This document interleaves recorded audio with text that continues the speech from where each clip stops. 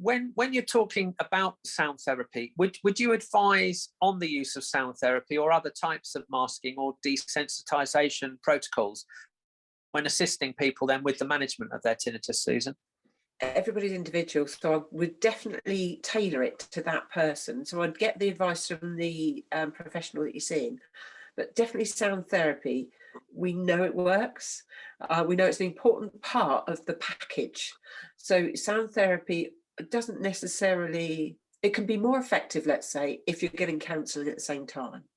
So just the support of how you're using it properly. You know, is it the right level for you? Is it the type of thing that actually does engage your brain enough that you're still able to function and hear people, but it is putting that tinnitus back in its place. So I think you do need a little bit of support to get the sound therapy right.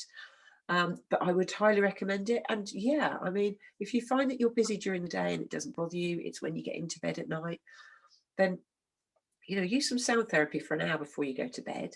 Continue it then into, having a timer on for an hour. It's not going to work straight away. You're not going to magically get to sleep that first night because you're using it. But eventually your brain understands, after years possibly, it can take a long time for some people, it will understand that by doing that, it means it's bedtime.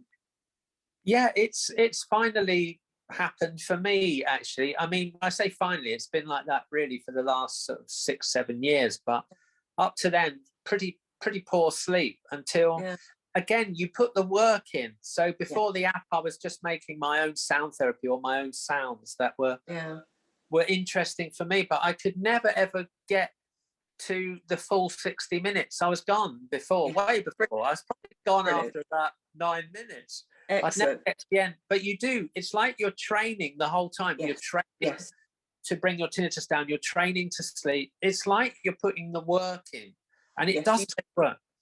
This is the trouble. And of course, if you're in such a state that you haven't got the energy to put the work in, that's where the challenge really is.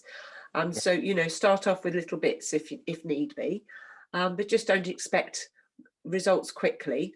Just be in it for the long haul, if you like, for the long road. Be in it and just keep doing it.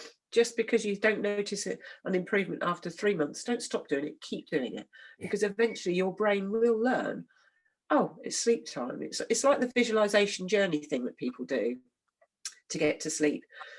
Now I only have to start thinking about going on my bike to my best friends and I'm asleep, most of the time. So it actually now is a trigger for me to get to sleep.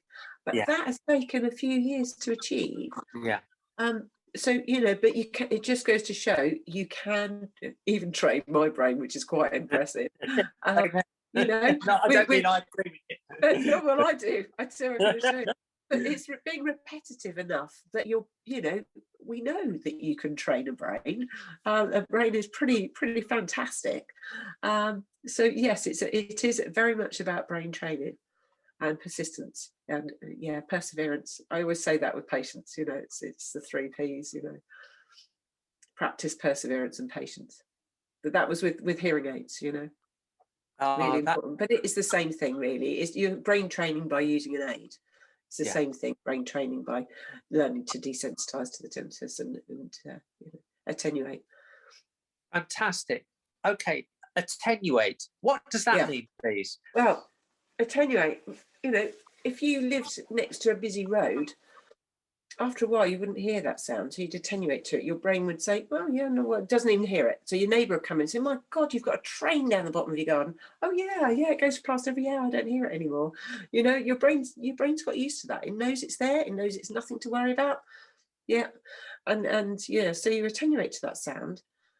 So you can attenuate sound. You've just got to not be anxious about them. The minute you're anxious about a sound, your brain will not attenuate to it clearly because it sees it as a threat.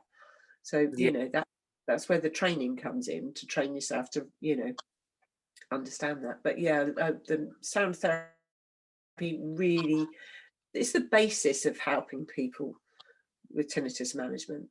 But on its own, could get a bit lost and a bit confusing, I think. So, get some help with it.